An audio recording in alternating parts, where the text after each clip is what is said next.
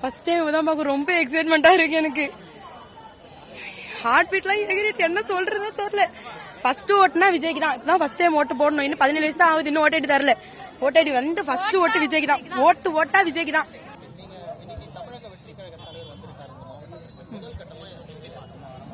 அவங்களே அடுத்த முதல்வரா வரட்டுங்கிறது எங்களோட ஆசை. எங்க வீட்ல ஒரு 10 ஓட்டு இருக்கு. நாங்க அவங்களுக்கு தான் போடுவோம். ஆமா, அது உண்மைதான். எந்த விஷயமே செய்யல இது வரைக்கும்.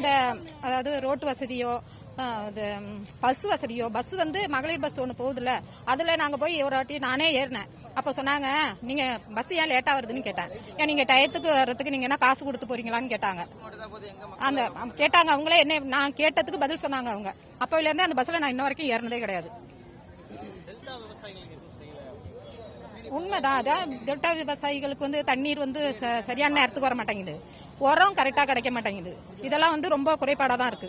இதை வந்து இன்னும் நிறைய விஜய் முதல்வரா வந்தா எல்லாம் நல்லா கொடுக்கணும் அப்படிங்கறது எங்களோட கோரிக்கை.